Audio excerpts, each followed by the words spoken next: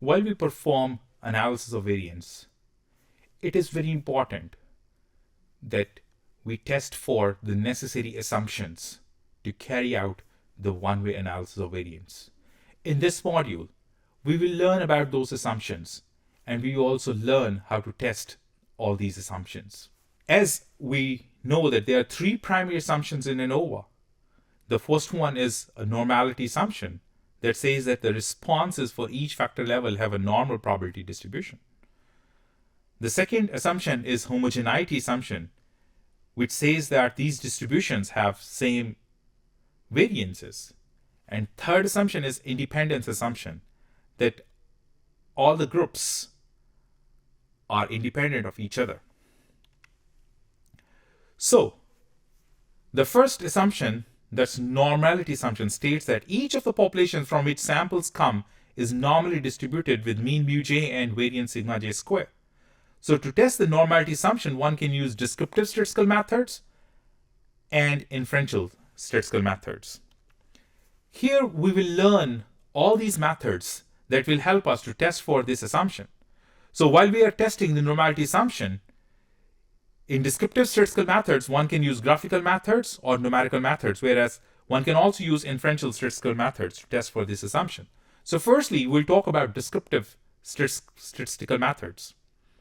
So the graphical methods for testing assumption for normality includes frequency histogram, frequency curve, box and whisker plot, or normal quantile plot. So the frequency histogram can take various shapes. It can be symmetrical, it can be left skewed, it can be right skewed, it can be uniform, bimodal, or multimodal. But the specific shape we are desiring to look for is a symmetric unimodal distribution, which is a descriptive measure, and it gives us a good hint that our data comes from the normal probability distribution. One can also look at the frequency curve, and if this frequency curve is a bell-shaped curve, we assume that the population might be normal. One can use box and whisker plot, and if the distance of Q1 and Q3 from Q2 is the same, it will be assumed as symmetric, and if we are able to conclude using box and whisker plot that the distribution is symmetric, it's very likely that it's going to be normal. But if it is asymmetric, whether it is right skewed or left skewed, then asymmetric distribution may not be following the normal probability distribution. So when we are using the box and whisker plot, we should know that the difference on the lower tail and upper tail of the box and whisker plot is very symmetric. One can also use normal quantile plot, which is one of the most preferred descriptive and graphical method to test for normality.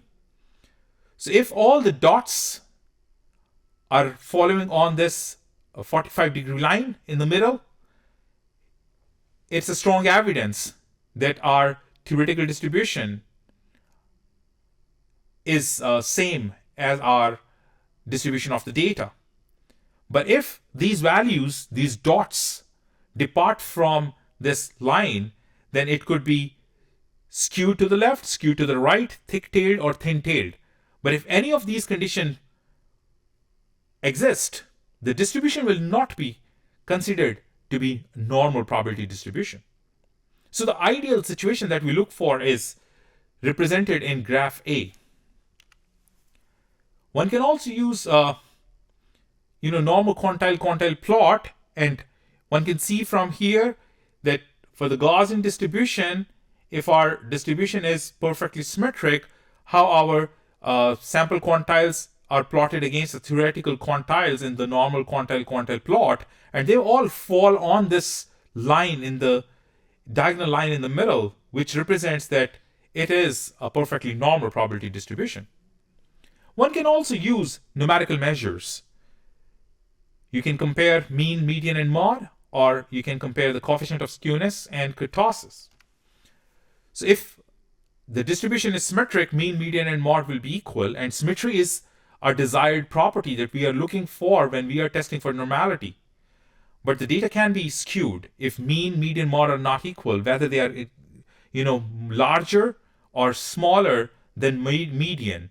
Still, they are skewed.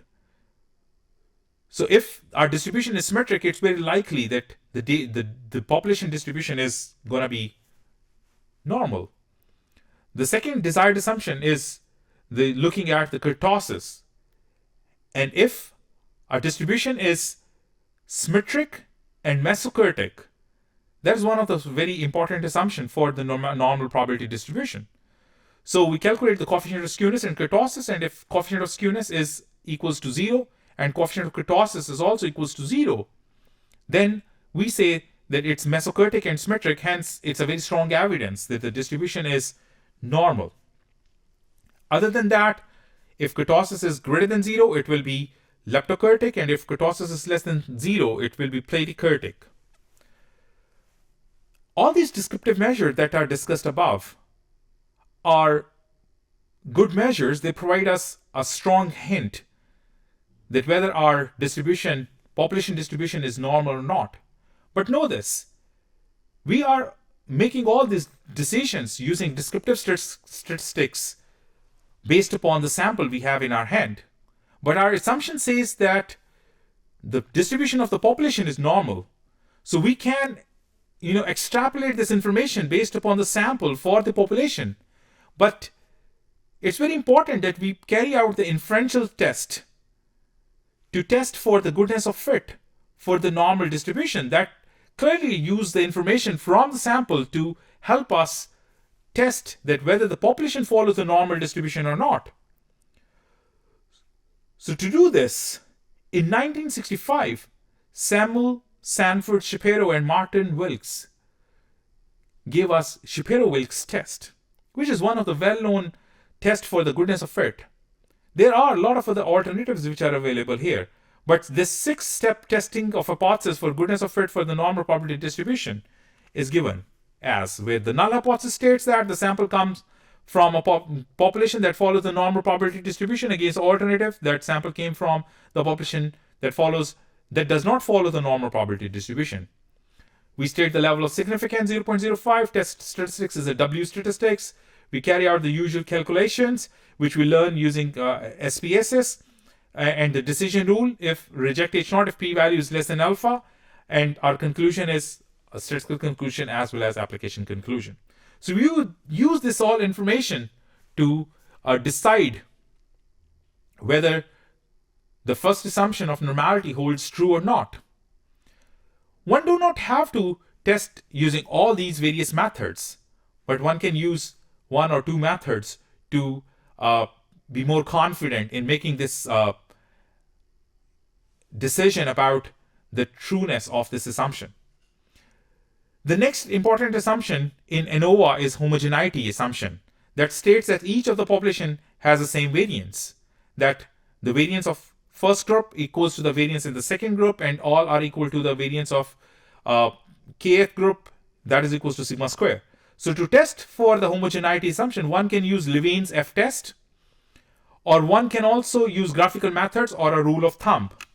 So Levene's F-test states the null hypothesis that all the variances are equal against the alternative hypothesis that not all the variances are equal, with usual level of significance alpha to be 0.05 and the test statistics given by W statistics, and making the calculations, decision rule, and conclusion, one can decide whether the variances are equal or not. Then further, one can use the rule of thumb, where the general rule of thumb for equal variances is to compare the smallest and the largest sample standard deviation. This is much like the rule of thumb for equal variances for the test for the independent means. So if the ratio for these two sample standard deviations falls within 0.5 to 2, then it may be that the assumption is not violated. The third way is a graphical way where you can see the spread of the values across different groups, and one can figure out that whether these assumptions are equal or not, because the samples have, in this picture, samples are showing different amount of variation. The third important assumption is the independence assumption, that the k set of observed data constitutes k independent random samples from the respective populations. So to test this assumption, we usually observe the data collection process. If all the samples obtained from the different groups are collected independent from each other, this assumption is considered true.